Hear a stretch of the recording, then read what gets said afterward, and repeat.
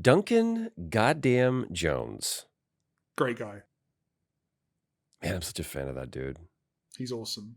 What'd you just watch? No, he tweeted out Mike Bithell. You know Mike Bithell, this guy down here. Maybe you're up there. I don't This know. guy down, Over there. he's this guy that's down here.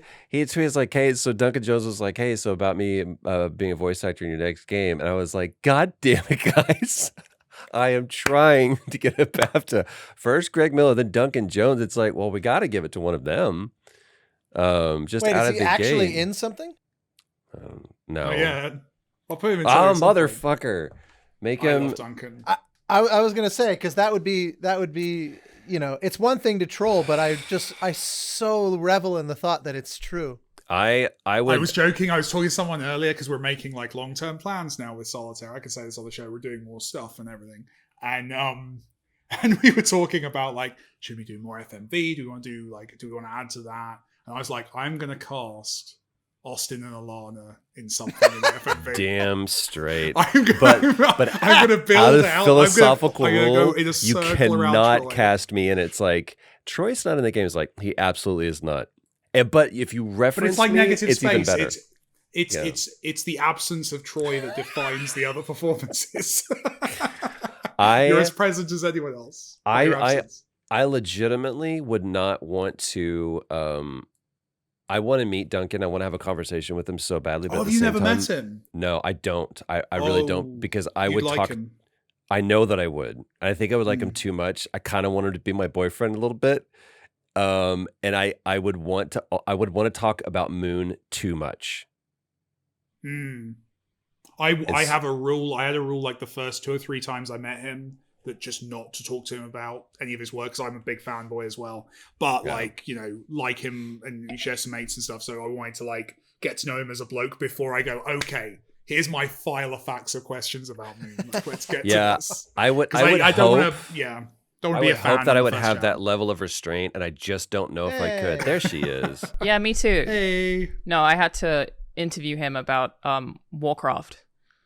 That's how I met him. Was Look at you just parachuting in and not skipping a beat. That's the professional. it took the start of this video is like clearly me playing with settings to get my audio to work. I was like, I'll just leave that in. It's fine. It's all over my desktop. part of the That's magic. on brand. Yeah, we definitely went rogue. I talked to Travis Frimmel, whatever, from Vikings, because he was kind of doing a little press tour. We were down in Australia together. We were there for 2 weeks together, so you get to ask a lot of questions. And we were outside smoking, and I think I was vaping at that point, and he was smoking, and I was like, Warcraft, and he just talked about, he was like, what drew him to it was the script and everything else, and how it was such a jump for Duncan Jones to do something like Moon to all of a sudden like, bam. That's crazy. I was talking about this the other day with someone. Is like, there's a difference between a studio making, and I think this goes across the board for any kind of art form, whether it be TV, film, games. There's a difference between a AAA studio and a AAA title. Okay. Like, I feel like Monolith, where I just about finished for the second time platinuming Shadow of War, and because it's just such an easy drop-in game, super satisfying. What's the platinum? Like, is it collectible stuff or? Yeah, it's like 100% of the story missions, 100% of the side quest, all of the collectibles. So I mean, it's fairly easy to do. I'm like 40 hours in. I can't do that on 90% of it. I end up resenting it by the time I'm on the verge of that. Yeah. Like Spider-Man, the Insomniac Different. Spider-Man, I hated those pigeons so much that as I completed them, I was like, why am I agreeing to this? But I see that icon on the map, and I'm like, I can't If they're let it go. collectible based, I hate them. Yeah. Sorry, yeah, continue, I mean, Troy. the collectibles at least have a narrative element to everything. So, and they're fairly easy to find, and it's not like that. The collectibles in Assassin's Creed, I hate it. It's like, if I have to chase after one more page out of Da Vinci's Notebook, I'm going to throw someone. Yeah, for me, it was an AC3 with the bird feathers in the trees. That was the one. God, I hated that. Got started a long time ago though. Like Banjo-Kazooie, 100%ing a level is finding every note. Like I was doing that as a kid. Yeah, I appreciate the level of attention and design to it, and I always like to do it, especially for those who like in Last of Us, everyone that wrote like an audio log, or in BioShock, kind of same thing. It's like somebody wrote that. I want to honor their time that they spent to it. was like, oh, at some point you just go skip screen. But I don't think Monolith is and Mike, this is maybe a good springboard question for you. The difference between a AAA title and a AAA studio, is there a difference? Or do you think that any studio is capable of making a AAA title? And I'm using AAA in the conventional, generally accepted sense of the term. You know what I mean? Like budget? I guess that, I mean, Or what just does style? determine a AAA title? Is it style? Is it, because like you can look at Avengers, and Avengers is like what would be considered a AAA tentpole summer blockbuster movie. What's an indie game, Mike? Yeah. What is it? I went blurry. You went Indeed. blurry for I was that gonna one. say- Preemptively. His I'm brain being blurred him censored. out. You telepathically. I think I'm he was just- phasing out. I'm done. Indie, Oh my gosh. indie means being able to not afford in-focus cameras. Basically, Okay. is I think. Well, we've had this I also, conversation with anytime Johnny someone before, says right? that, Journey was always the Rorschach test for me. Yeah, it's if you're like my friend Gerard Marino was working with David Jaffe on the early God of War games around the same time we were working on Journey, and so from his perspective, Journey was this tiny little, ant of a game, but at the same time, it's using the full. We had full access to what Sony offered. So to bless you. to Andy Schatz or somebody who at the time was working on Monaco, we were much closer to AAA than indie. I've never really understood. I know I'm rehashing an old thing though, so I will. Well, but I'm in Next Gen Season 6 again. is that? But is that what is the qualifier for an indie? Is it the fact that you've got no publisher attached to it? Look, that's what That's I where think. it started. But I feel like it's ultimately become subjective. Like I think it's someone who doesn't have a publisher. It's a genre now, I think. Yeah. I think like same thing happened with music, right? Indie became Alternative a genre rather music? than Like, what is production. alternative? You know what I mean? Like, True. it used to be, well, the hair metal bands are over here doing this, and all of a sudden these guys out of Seattle, like Mudhoney and everybody else, were doing something that was truly alternative to, but yeah, I listed Mudhoney, by the way, as opposed to, you could do Pearl Jam and you could do Nirvana. You definitely listed a band I've never heard of. But Mudhoney? it's a good name. I've never heard of It's a Mudhoney. good name. Dude, that's like, they never made it to Brighton. Australia unfortunately. either, apparently. so Didn't make it out there. that's like Mudhoney was the early proto grunge. So before even Pearl Jam, oh my God, Soundgarden and all those guys, like everybody shunned Stone Temple Pilots because they thought they were they weren't real true Seattle grunge. But like, I'll shut up. No. Yeah, My I'm 90s genuinely boy self. interested in like I just always Never think shut of up. grunge. This is in like the it's like when context- you're in Mass Effect and you're like on the lore page for like a very Yeah. obscure weapon. In I the wanna game. learn Like, about no, this, I'm interested. actually. Let's Yeah. learn about this. Yeah. I always associate grunge with Nicolas Cage saying to Sean Connery right before they go off to Alcatraz. The It's like Rock. you got a whole kind of grunge thing going on here. I watched that like 2 weeks ago. That movie has not aged well. Hmm. That is not That's the film hilarious. I remember from being a teenager. I had a conversation with a friend 2 days ago who just watched it and said the precise opposite. He was Really? like, that movie Okay. is everything you remember it in all of its 90s excess. It is everything you remember it being. To tangent off of your Um, tangent, I don't know if I've even yeah. mentioned this on the show before. I had that experience with Beetlejuice, in that it has aged well and poorly at the same time. The What physical, poorly? It's like you frequently are supposed to laugh at sexual assault of a child in a way that's like, oh, I don't remember when was she sexually Yeah, assaulted? yeah, he Yeah, makes jokes about like touching her ass and shit. And she's very young. And it's like, okay, this is a thing they did. But then at the same time, it's like beautifully shot and like very elaborate but really solid performances, and all the practical effects and the sets and the costumes are like incredible. There's just jokes that I'm like, I don't think you'd have that in a movie today. Have you I heard don't the think you'd do musical? Because it's a weird case where there is now like a new updated version of the screenplay for Beetlejuice, which is the musical that was like, I think it was cancelled by COVID. Basically, it was still. I was in gonna say, Broadway, just Broadway, I think. recently, yeah. Cancelled by closed down COVID is the because of name that. of my new greatest hits record, by the Cancelled way. by COVID. It's my emo band. But yeah, there's a musical. It's on. I love it. I listened to it the other day, which is interesting because it's what you're saying. It's kind of taking that, but then working out how to repackage that, and where are the lines now? Where do you do the edgy humor now without obviously modern tastes? Yeah, look, I could be wrong about that explicit sentence of like, but there were definitely jokes that were legitimately at the expense of women being assaulted in a way that's like, I don't think in any way offensive. It's just like something you don't see anymore. We come for your daughter, Chuck. Like, there's that line. What is that? What is that? Which? We come for your daughter, Chuck. Yeah. Yeah. But that's not overtly sexual. It just means like we could be here to possess her. I don't know. That is an interesting point, though. Should we go back and if you do the rest of this I can as should we? Someone's gonna gift that. It's gonna be terrible.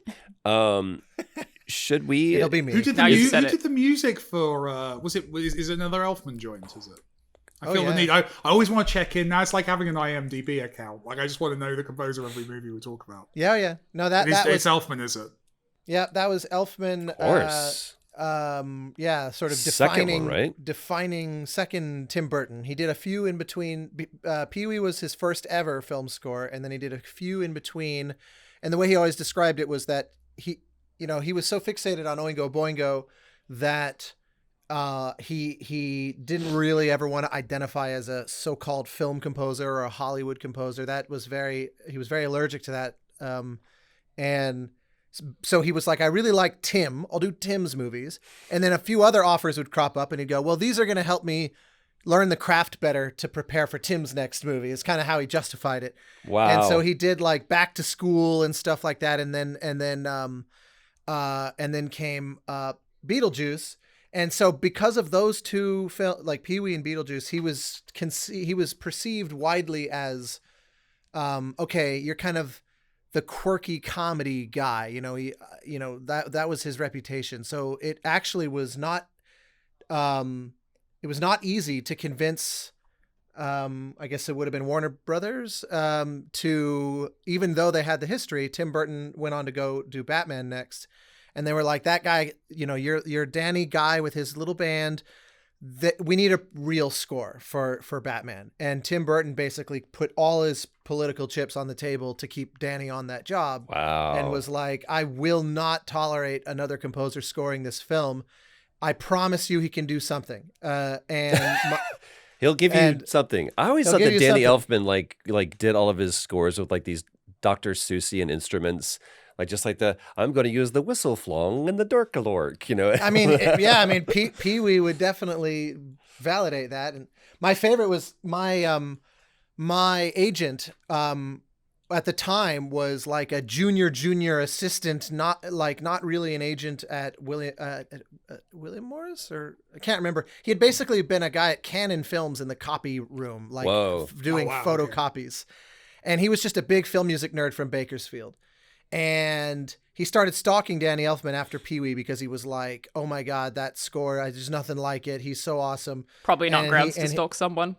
And, well, especially in the 80s, composers not exactly accustomed to being stalked. So Danny probably it's a lot like adorable. Beetlejuice's jokes. It's aged poorly. Yeah, stalking hasn't aged well. It's not, no. So he started hounding him and then basically said, I want to be your agent. And Danny was like, I'm not a Hollywood guy. I don't need an agent.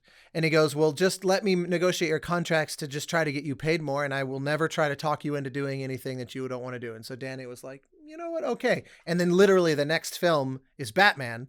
So this 28-year-old kid who has a single client, negotiates this deal, and then they go to London to record the orchestra, and literally the first cue is doesn't even have to look at it, gross. It's gross. And I mean, it's terrible, to be honest. That was awful, Austin. That was embarrassing. You were out of key. At least the right notes played at that time. Just not necessarily in the right order. Sorry, that's a reference that one else on this call will get. I apologize. That's a Morecambe. It felt like an Amadeus reference, but it's in Duncan Jones' new dialogue for Solitaire, the expansion. Yep. Did Morecambe and Wise make it to Australia, Alanah? Do you have Morecambe and Wise? I don't think so. I don't know what that is. Look at that disgust, though. And she was like, No. No, it's because No. I have allergies, and I'm I don't trying know. I not don't to know what it sniff, is. to be I just know clear. I don't like it. Your imperial tripe did not make it to the shores of our... Austin, did we stop you from finishing your story there? The first notes Oh, that probably. played. We did. Oh, well, not, I mean, minorly, just one sentence of literally Richard, the agent, he was at the recording studio, heard those notes. And after all, this was before the days of mock-ups and stuff. So you hear the orchestra play it. That's your first glimpse of what it's going to be. And he heard that and he goes, the world of film scoring is never going to be the same. Damn. Wow. And then, yeah, Danny Elfman. The best part of that story is that, of course, Elfman's reputation explodes and he instantly becomes like the most talked about composer. And among other things, he goes that Scrooged was looking for a composer, the Bill Murray film, and they literally, John Williams was in consideration and they chose Elfman over him. So his career instantly shot to the top of the list, And what I love is that Richard is 28 years old, representing suddenly the most in-demand composer. So he gets a phone call days later from this grumbly guy who's like, who are you and who is Danny Elfman? And he's like, well, I'm his agent. And he's like, well, I'm fucking Jerry Goldsmith, and I don't understand why some kid I've never heard of has a more interesting career than me. So would you like to be my agent?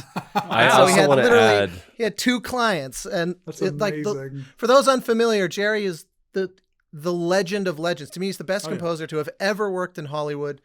At that point, he had won an Oscar. He had over 20 nominations in his life. Wow. I will also say, though, that Richard the Agent is probably the worst of the Arthurian character. Yeah, he's the Sir Galahad the Brave, yeah, and exactly. Sir Richard the Agent. We should I definitely. want do my like 10%. We should definitely do like an agents conversation on this at some point, like in terms I'm of. down, dude. I Because love I my guess agent. all three of you have representation, right, from an agency point of view. Yeah, they've flirted with me a bit, but I've never taken the jump into having an agent. It's No, but you've been on the other side. You've been the one to negotiate. I have to with negotiate the with agents all the time. Yeah, which is always interesting.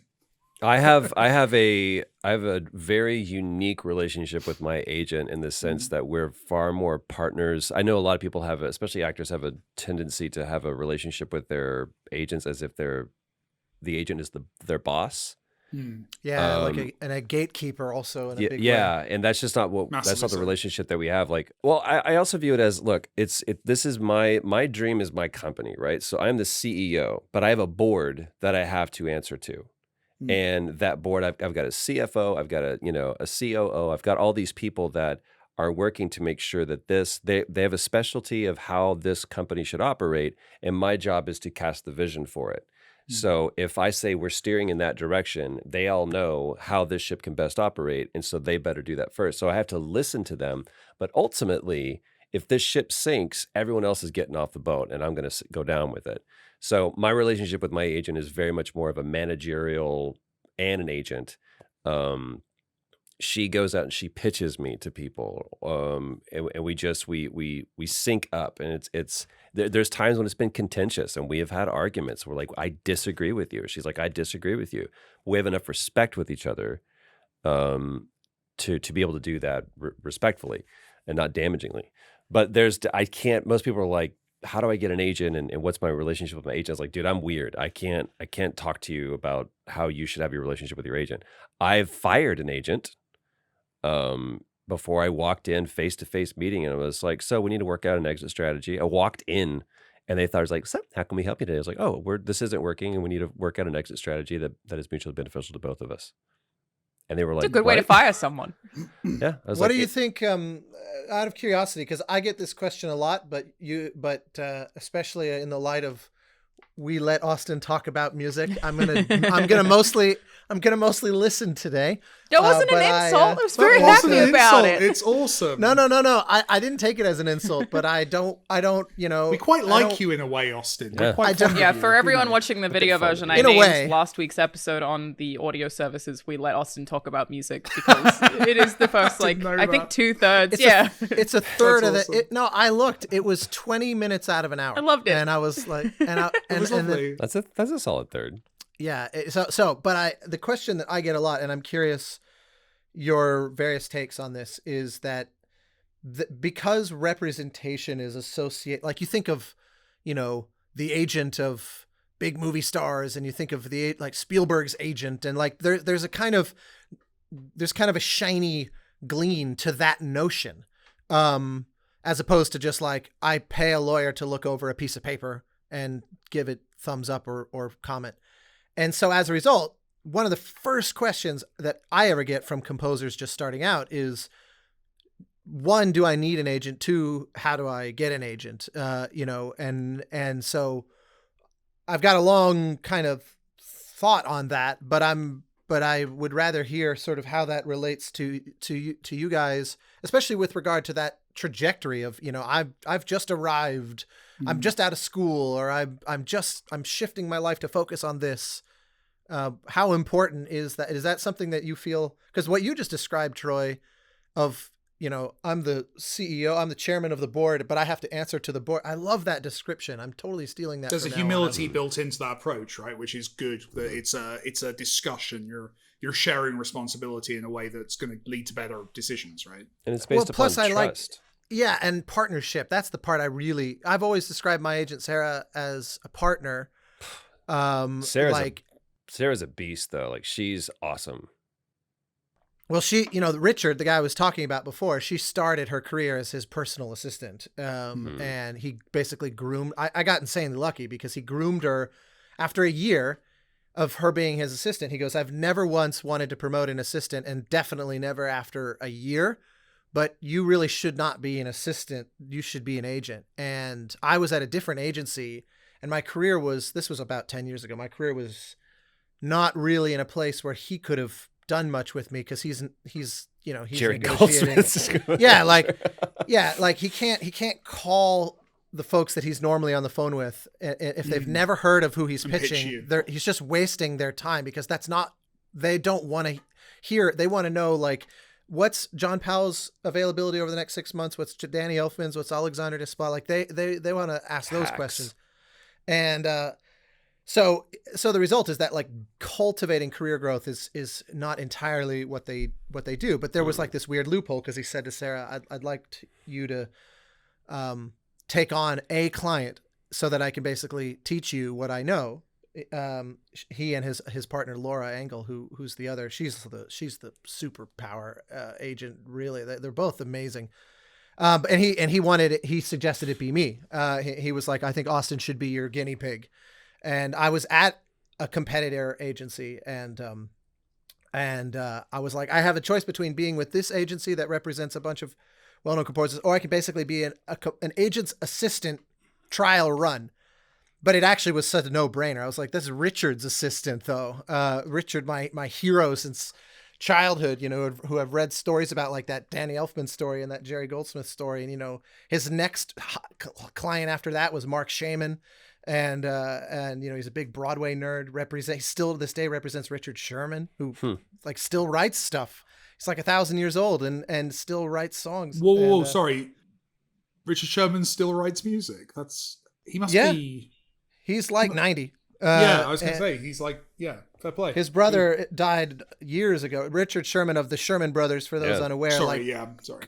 Like literally writers of Mary Poppins, The Jungle Book. Wrote "It's a Small World After All." As Richard said, made me the most hated songwriter in history. And anyway, so I took it way off course. I'm just curious how that relates to like early career. How important that is. What does it mean, you think, for someone early versus you now? What are your guys' take on that? I think it would vary really dramatically. Like, look, I got a manager when I needed a visa. So I was like, I need someone to rep me who can let me work on a lot of different things, because I can't do that while working full time. And did you just put feelers out there? Like, I asked people I knew who were doing brand deals that aligned with things I would want to do. And I also needed it because I was getting too many requests for like different events to host or different whatever to do. And it was too hard for me to manage at a certain point. It was like, there are too many of these things in my inbox for me to look after. So I need someone else to take care of all of it. And then they just send me the thing when I ask for it, and it gets done. So in games media, it's really complicated because I have worked with two people who've had managers while working for bigger games media outlets, And that tends to be a massive problem because games media really likes taking advantage of people. Like, I remember there was one day where I specifically was sold on a deal, and the deal was like $200,000, and the publisher asked for me specifically, and naturally I don't get paid for that at all. It was just salaried, and my salary was quite abysmal. And then when I found out how much money they were making off of that one thing, I was like, oh my God. And they asked for me, and you get all of that. Oh boy, because they basically rep you and make all the money in the world off of you. So it becomes very complicated for people in games media who act as talent who have managers, because the sales teams naturally do not want to fuck with that. So I've seen it be very dramatically, like really poorly handled, because you're being taken advantage of. So it doesn't work in that corporate system very well because they want to just take advantage of you. So it kind of falls apart. So it'd be difficult to navigate for someone in games media to have a manager. But when I broke out into working for Rooster Teeth, who do pay their talent a cut of any sales deals they're a part of, like if there's any merch that we're on a shirt of, we get money from that shirt, which I think is just like a much better system than you're allowed to have a manager, and things function a lot more smoothly. But I feel like most of mine is events or sponsorships or branded deals, and realistically I can say no to anything, which is really cool. And I can also, one of the things I was like thinking about addressing this in a video, so I'll just address it here.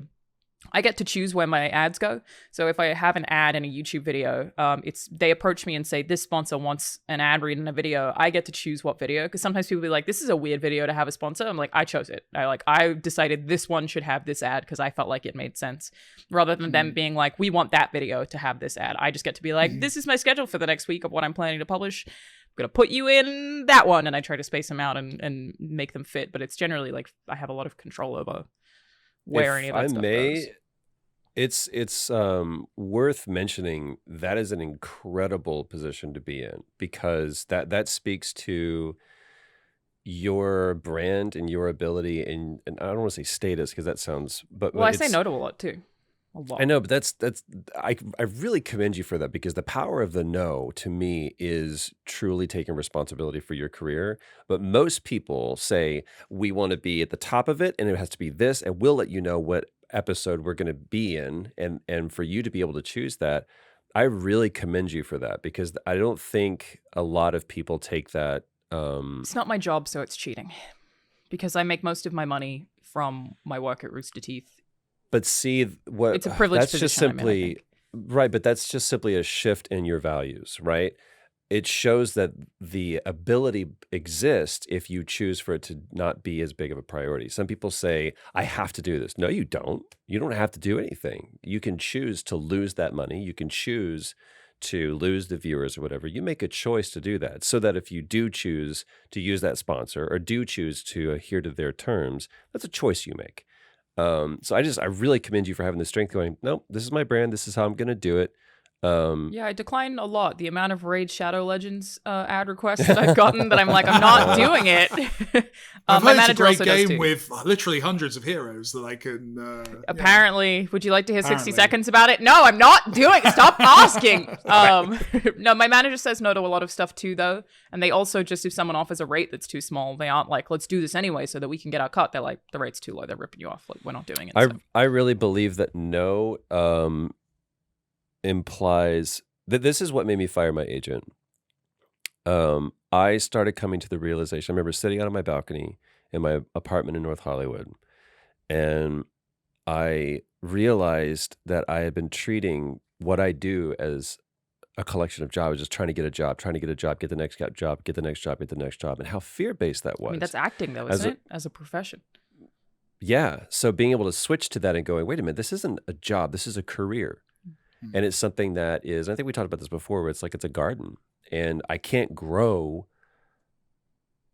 herbs and tomatoes and squash and all of this stuff. I have to choose. You have to be very careful about what you curate in your garden. That means that maybe sometimes you are only going to just grow tomatoes. You're only going to do cartoons. But then you're not going to be able to grow tomatoes anymore. So then you start doing this, and it changes, and you have to listen to what your garden is telling you, what the soil is fertile to produce.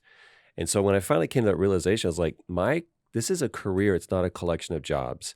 My agent, so my first agent was an assistant, and then she got promoted to an agent. She took me on because Troy wants to do games. We don't do games. That's funny. I didn't know that there was that parallelism between us. Yeah. And so she was like, we got in there, was like, how are we going to do this? That agent left, went to go to work for Naughty Dog. She works for Naughty Dog now as their talent coordinator. And then I inherited the senior agent who didn't want to do games. And all of a sudden now she had to do games. And so she became really, really nice to me. And but before she wouldn't give me the time of day, and I'm not trying to be disparaging, but I want to be enlightening for anyone who might be in this position. Know who your dance partner is going to be. She didn't give me the time of day. And then one time I went into the agency and she was Troy, come over here, sit down. How are you? And just super nice, like saccharine sweet. And I asked my agent, I was like, what is the deal with her? She goes, oh, she opened up the books and saw how much money you made. And I was like, so now I have value to her. It's like, no. So that was the agent that I said, I was like, listen, I think we need to make change. And she goes, Troy, you don't understand. This is a collection of jobs. And she literally said the antithesis of what my perspective was. I was like, oh, we're not lined up. You need to go find people that just want to get a job. I want to try to craft a career. And then I found my current agent, Natanya, and she was like, I want to build a career. What's the craziest thing you want to do this year? And that is the conversation that we have at dinner every December. At the end of the year, we reflect on the battles that we won and the battles that we lost, the ground that we gained and the ground that we gave. And we go, now what crazy shit do we want to do next year? And by and large, we have done it every year. I remember telling her, I was like, I want to direct and something that I'm the lead of. She goes, that's batshit crazy. I was like, I know. She goes, let's do it. And I got to do Shadow of War. So it is about actualizing and not giving up I into said just I a wanted to tradition. go to Gamescom and Tokyo Game Show. You have to speak that shit. I did, but COVID happened, so. Oh, well, there's that. There are occasional apocalyptic. Like, I just really Gamescom like is to quite go to- noisy and loud, though. But it's To in anybody- Germany. To anybody who says, okay, so here's the steps I and need to do Cologne is this. gorgeous. Oh my God. And I love that show specifically because it's like this beautiful little, Germanic Hamlet, and it just gets overrun by all of us. It's truly disgusting, and by the Just end, no Cologne is all what I'm it is. eating is potatoes and meat, and I don't Yeah. know how to find anything else. And everybody just heads to the airport just going, sorry, terribly Yeah. sorry. And they're just sweeping up after our Oh, just I love it. debaucherous. But anyone who is looking for an agent and thinks that you have to have an agent, I would ask you a question. I would say, what are your goals? For like Mike Bithell going, I've never, I see the merit, and there's some of my colleagues that have that, or people, my peers that have that, but I don't see the need for that. What are your goals? I think Alanah's approach is fantastic. It got to the point where I had to have some form of representation because I was doing this myself. And I think as long as you can, you should do it yourself. I was gonna ask, so like people ask me about how to get into voice acting all the time, and I'm like, you shouldn't ask me. Like my circumstance is literally just people I'm friends with had asked me if I wanted to be involved in projects. That's literally, nobody has that experience. It doesn't count. I cannot give you the advice. Well, okay, I feel like most people who want to get into voice acting aren't going to have the benefit of being friends with Rob Ferguson, is the reality of that. So I'm like, I don't feel like I can speak to it. But I'm of the impression, and people often ask me about it, like, do you need a manager to get started in voice acting? And if no, how do you do it? I don't think you need anything. I think that luck is opportunity meeting preparation. And Alanah, your and I's story is very similar. We knew somebody that asked us to do a game. And mine happened to be in 2001, and yours happened to be in 2016, 17? 17, 18? 18. Yeah, 17, 18. So the only difference between those two stories is the time and the person. So it is what people, and same thing with Mike Bithell. Mike Bithell looked, and I was his third choice, but you were behind some actors with agents of their own, for sure. That's a story we could talk down the pub at some point. What Rod Ferguson needed, and what Mike Bithell needed, and what Dave McGarry needed, and what Neil Druckmann needed, and what Ken Levine needed was a solution to a problem. That is not an agent. It's someone who can go, I really need to find who Booker DeWitt is. I really need to find who Joel Miller is. I really need to find out who Hex is. I really need to find out. For the life of me, I did not remember his last name was Miller. Yeah.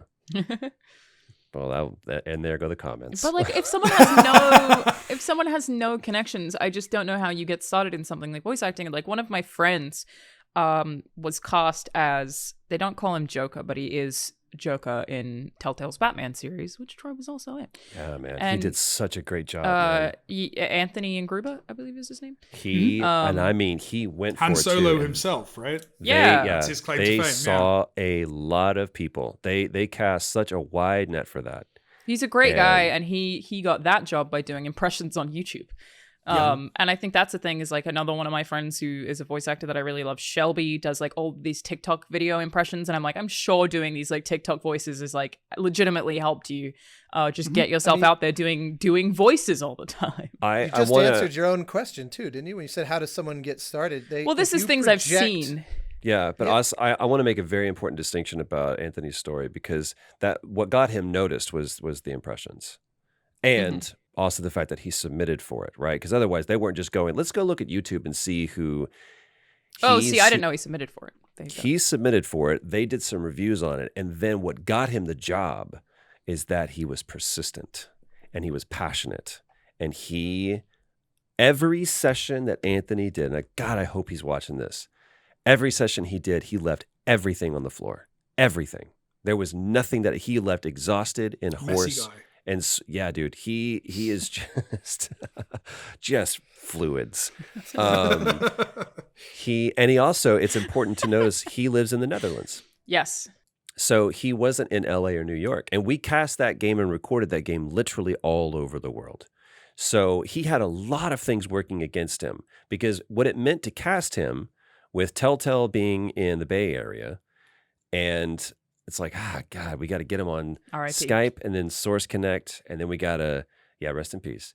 And then we're going to have to like shift our times. Like that's okay. If we record him at 9:00 in the morning, our time, oh my God, that's going to be, 5:00 in the afternoon, his time. And what if he can do more? It's just going to be crazy. That's how good he was, is that he said it's worth it for us to be able to do that. And the people that were in New York were worth it. So you always want to this is something that my previous agent told me that I did agree with. She said, never be the one they have to work with, be the one they want to work with. Yeah. And that I don't ever want to be. And guys, I will confess to you now that I have been the guy that they have to work with before. And there's a lot of things that I've had to do and make penance and amends for earlier in my career, because I was scared and afraid. And so I presented and projected a version of myself that did not serve me, nor did it serve them. And we're probably all guilty of that. I think so. I think all of us hit that point. But if you go in, and Neil Druckmann gave me the best, when I set foot first day on the set of Shadow of War to direct that, I said, give me some advice. And he said, if you go in every day with the intention to learn, you will never fail. But if you go in to direct this thing, you will. So literally my whole career has been, I just want to learn. The whole thing. Like there was the stuff at IGN where the editorial team made fun of me because I wanted to learn how to switch cameras in the studio. And they were like, why are you doing that, you weird nerd? And I was like, because I'll have a fucking skill that you don't have. And like they genuinely mocked me for it. And I was like, I don't care, bitch. I know how to switch cameras now. If nothing else, you now respect the person, guy or girl, who goes in and switches cameras.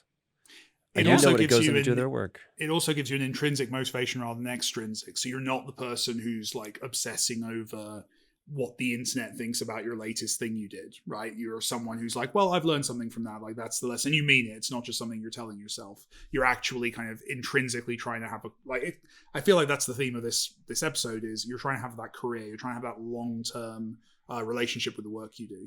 I think the really interesting points there, because as someone who hires a lot of voice actors, I feel like I can answer your question a bit as well, Alanah, from that side. And Greg Miller. And Greg Miller. And upcoming Duncan Jones. BAFTA award nominee goes Greg to. Miller. Oh my God.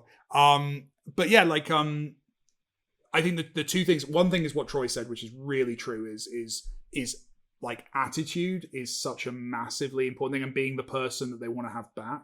Like the number of like return actors I've had, like there's a lot of actors who've been in more than one thing of ours, Troy included, because I have a lovely time with them the first time. I'm like, I'm going to wait until I have an excuse to work with this person again. Do you know what I mean? Like, and it becomes a thing where you want to return. I'm literally I'm literally now like getting to a point where I've worked with the same actor like 2-3 times. just on project to project to project, because I had such a good time and because they showed up professional, they got the job done, they added to the process. It was awesome. So that's cool. And repeat business is also something I keep an eye on as well. If I notice that an actor has been called back by the same creative team multiple times, I make the mental note of, oh, that person is clearly good to work with. That goes along. The one and dones, beware. And that's why some people say, and not that that's, it happens. It's not, I would never make that a negative against someone, but definitely you notice when someone's like recurring.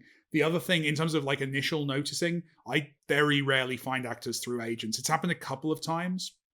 But generally I find actors just through online, kind of either through being familiar with their work, just because I've played a game they're in, or I've seen a show they're on, or something like that, or that we've kind of connected on social media and kind of chatted, or that I found their portfolio online. I don't think there's only a couple of things I can think of where like an agent has put an actor in front of me, and generally those have not worked out. Like generally something's gone wrong with those. So I genuinely, I like to find people portfolio, like with voice reels, like I will just listen to everything that anyone sends me. And that's the other thing to bear in mind as well, is if you're doing this, don't feel rejected with the first person who doesn't reply to your email, because it's going to happen a lot at the start of your career. You're going to send things to 50 people to get one job. The amount of jobs I have not gotten is way longer than the jobs I have gotten. That's the gig. You fold more hands than you play. Like the beautiful thing, this is the thing. I remember when Volume came out and Andy Serkis was the villain in it. And every single interview I gave was like, they were going, how the hell? Because this was like I just made Thomas Was Alone. How the hell did you get Andy Serkis to be in your indie game? And the honest answer is, I tried lots of actors, and Andy Serkis saw something in the character that appealed to him. No one cared. No one saw the many failed things. I had that. It was hilarious with that one. Like we had actors who were dropping out because of this or that. We had one actor who was cast in a massive TV show and went on to become a mega star, but we were just like 2 weeks late with the recording session that we didn't get in before that happened. Like, and that's happened to me across multiple projects. The joke with Troy that like he was the third choice for Hex, and that's the honesty that I try and work with. Not a joke. 100% true. That. But that's cool, and that's the process from my side. Like I struggle, I will not get everyone I want, but things go wrong. It's about aligning and finding stuff. So don't be dissuaded, I guess. But yeah, in terms of if you want to be a voice actor, have a great voice reel, and crucially, the thing Troy said again, like a lot of what Troy said is all of it's brilliant, but specific bits are particularly brilliant. Like being a solution to a problem. Like I feel like that's something that no one that doesn't get said enough or not thought about by people who are starting out. When I'm hiring for any job, I'm solving a problem, and that means two things. It means one, you have to be good at showing me what problems you can solve, and two, you should not be hurt if you're not the solution to this particular problem. Yeah. If I'm looking, we've had it where like we're looking for a 3D artist for a specific kind of game, a specific style of art, and we will get art sent to us that is fantastic, but not quite right to what we're making that moment. I'm not going to hire that person. I'm going to hire the person who I know can do the thing I need right now. That's not a criticism. You're not getting a job is not a criticism. It just means you were not necessarily the right solution to that problem. And of course, the best there's show a million portfolios. And there's a million other reasons beyond that to not get a job. Like it is so easy to take it personally. Mm-hmm. It is so easy to assume you have some kind of deficiency or that you screwed up, said the wrong thing. Yeah, exactly. And it's just never, not to self-advertise, but last year, if you go on like Spotify or on my Bandcamp, there's an album I released called Remnants. That's literally an hour and a half of music of pitches for jobs that I didn't get. And most of them are, I went and hired a full orchestra out of my pocket and went all in to show them my vision for their thing.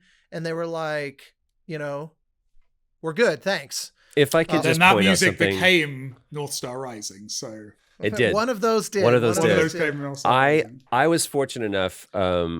I will never ever, as long as, and we will be friends. We will bury each other, Austin and I. But dead first tomorrow. I will never on my tombstone will say if I am fortunate enough to bury Austin before he has to bury me, because I would rather bear that grief than he. My eulogy will be like, as dear of a friend as he was, I will never forgive him for not inviting me to Abbey Road when he was there recording Assassin's Creed. But because we were there at the same time. That's He right. invited me to Eastwood Stage as he was doing this pitch. You know, his auditions cost him thousands of dollars. Mine, I got to go into a booth or onto a stage and act stupid for a second. He has to spend thousands of dollars. Well, to be clear, I don't actually have to. But he chooses to. But by and yeah. large, most people who your contemporaries and the people that your competitors even are doing that. So that's what it kind of sometimes requires. So he does this thing, and I mean, I'm watching. It was like a 60-piece orchestra, and he's conducting, and he's like, it was awesome, and the music was incredible. Had like the Sergio Leone vibe. It was amazing. Doesn't get the gig, and I was like, "Are you devastated?" He's like, "Nah." It's like, yeah, but you spent all I was like, on to the next one. It didn't matter. Anyway, I forgot about it. That I was think Tuesday. that's the way that when you're auditioning for creative jobs, like this isn't something that I feel like I've necessarily experienced, but that is absolutely a thing you have to get used to. Is like they will say no to you for absolutely any reason, and sometimes like when acting is concerned, you're just slightly too tall.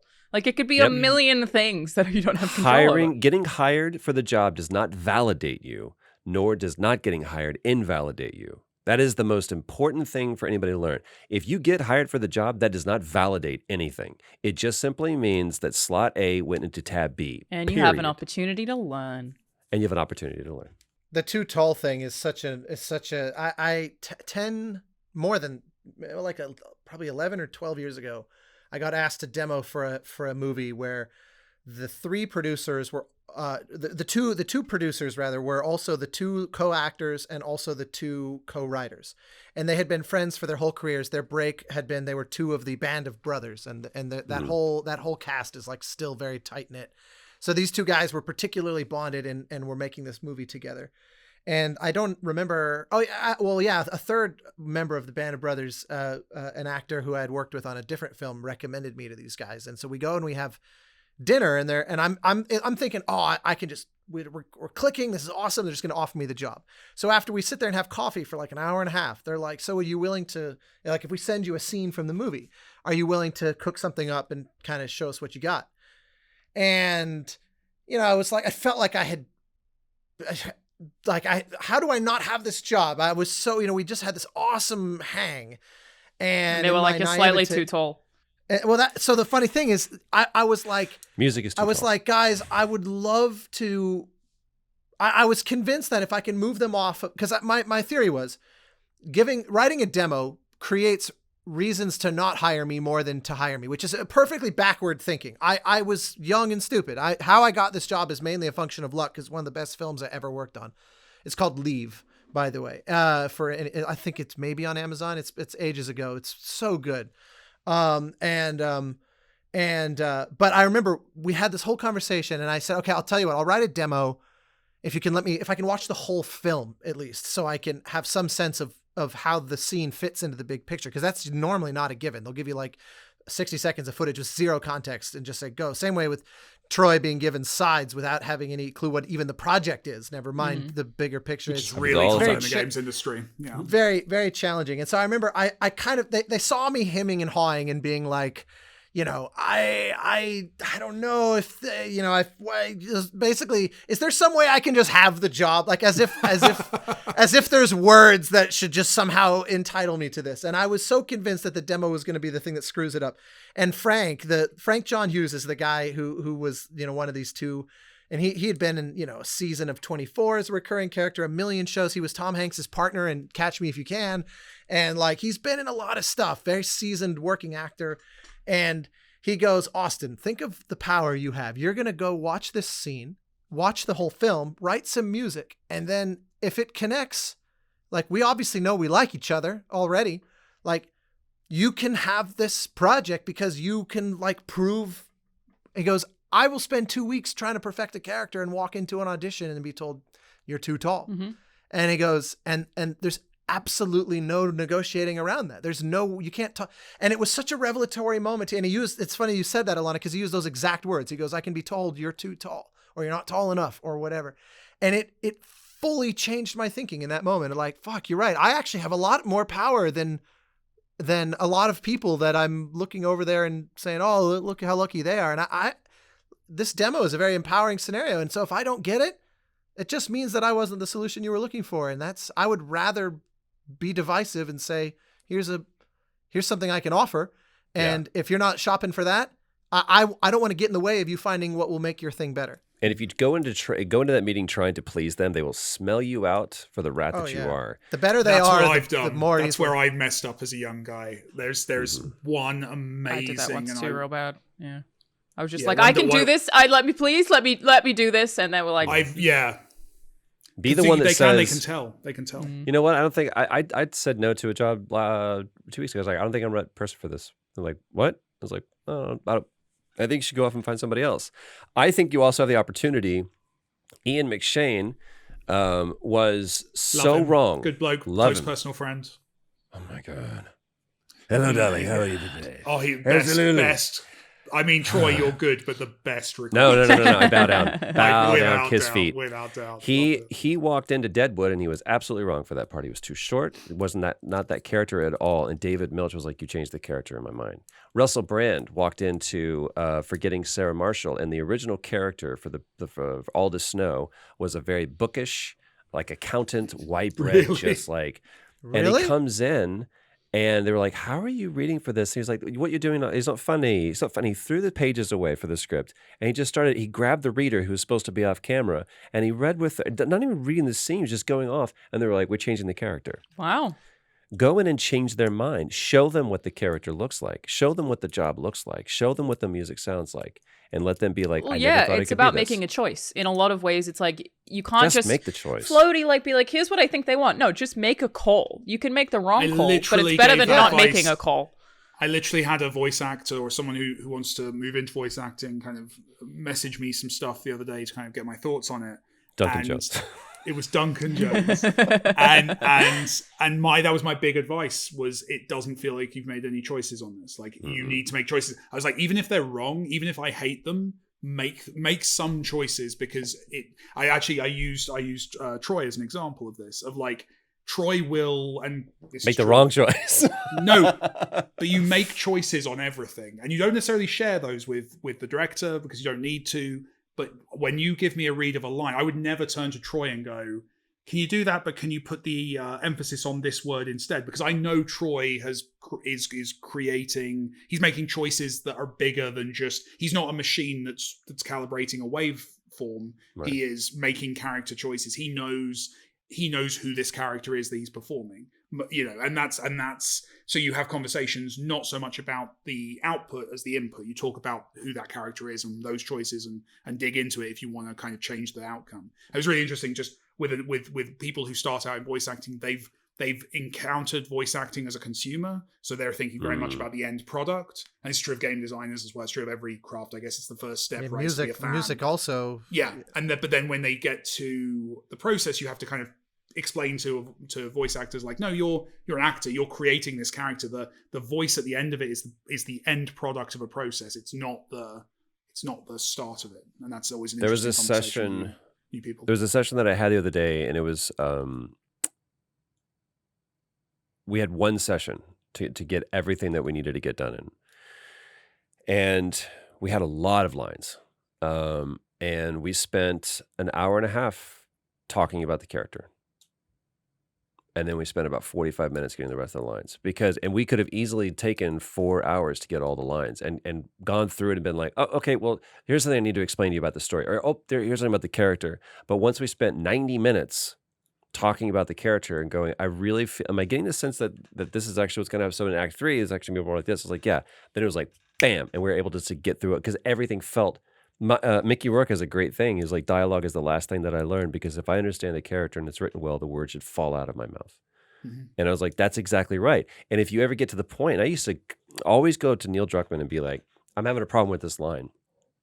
And my naivete and my inexperience prompted me to say that sentence versus there's something I don't understand about the story, or there's something I don't understand about the character. And that should always be, as an actor, should be your first thing is like, ooh, I'm bumping up against this line. It's not the dialogue. The dialogue doesn't need to change. But it's also equally on the expertise of the sometimes director. Sometimes the dialogue needs to change. Yeah, sometimes. As the writer, that doesn't mean sometimes. That's the default. My default thing right. was like, you didn't do your job. I'm not a writer. I love to write, but I've got a stack of books over there that I've either in the process of reading or have read about writing, because I had a writer tell me, he's like, hey man, don't ever come to me if you haven't sat down and looked at a blank white page and a blinking cursor and written fade in. Don't tell me I need to change my story. I had this That's conversation I with was like, someone like you're 2 days absolutely ago right. that I was like, Conversation. Yeah. I see you criticizing writing. Could you do it? And they're like, no. It is not the critic who counts, but the one who gets in the ring. Get in the ring, motherfucker. Get your face dirty and write fade in, and then tell me what line needs to change. And that is coming from someone who would go to the writer and say, you need to write better. And they would never come to me and say, you need to act better. Never. They were like, hey man, this is my story. And maybe their writing did need to change. But until I understood structure, until I understood character, until I understood what it meant to write fade in and fade to black, I cannot get in there and say, you need to change your writing. I need to say, there's something that I don't understand about this character, or there's something I don't understand about your story. Can we get on the same side of the table and approach this and go, what am I missing? They're like, oh shit, we've completely not even addressed that. You're absolutely right. That doesn't make sense. Let's solve it together. Always be the solution to the problem. Always be trying to learn. I think Austin, Always be trying to learn. we cut you off there. You wanted to say something. Shut up, I was Austin. just gonna essentially just reiterate that idea that it you say is in your naivete to say to Neil there's a problem with the line. I would say it also is, if I had to guess, obviously clearly don't speak for Neil, but I think if I had to guess, he would also echo that there is a director version of that, to say when an actor comes to you to say there's a problem with this line, they would do the automatic translation of there's something not working. It's probably not the line though. And the actor is struggling with the line because maybe there's an issue with the script, or maybe there's an issue with the character. Like, you're both immediately going into this kind of, truffle pig hunting mode of like, okay, where is the actual thing? Also, Right. you're Because it always happens the same with collaborating at music. different stages, right? Like you Yes. might be. I've directed actors who've been acting longer than I've been alive, and I've directed actors who were children when Thomas Was Alone came out, and I've been on both sides of that equation. And you do have that kind, which is terrifying to me. But like, you're human beings. All collaboration is lots of humans with lots of flaws. So you're always trying to get to that magical point of like working together to solve the problem, which is exactly where you want to start. But everyone's starting in very different places. So it is weird. What I've always respected is humility in collaborators. Like when you have, I remember with Thomas when we were recording that, Danny Wallace, like he's, a massively successsul writer in his own right, and also has obviously acted and done lots of performance stuff. So the amount of shepherding he did in the room with me, and a guy who never directed an actor before, I mean, he basically directed his own performance and checked in with me, throughout the process, and came to that with such humility and kind of taught me how to direct by being, he was a good first actor to work with, and I think that's, I like the fact that now, when I'm working with a new actor I've worked with actors who it is literally their first job, I'm then trying to shepherd them through that process and kind of work out how we can figure that out together. So it's Brad, sorry, go on. No, go on. I thought you were finished. Sorry. No, it's cool. Go for it. Well, before either of you go on, I actually have to jump. We probably all should jump. This has been a long one. Yeah, I hate Let's to do do it. Bradley Cooper's story. You I can tell know, your Bradley I- Cooper story, and then I'll intro the show, and then we'll leave. Okay. Excellent. Oh God, yeah. Bradley Cooper, this is, of course, after he had won his Oscar. Bradley Cooper goes up and he's working on some movie, and a director comes up to him to give him an adjustment. And he goes, and Bradley Cooper goes, you don't have the note yet. When you have the note, come back. And he was right. The director said, I didn't have the note. I needed something to change in the scene. I wasn't sure what it was. And Bradley Cooper could recognize inside of me that I was just kind of fishing as opposed to going, it needs to feel this way.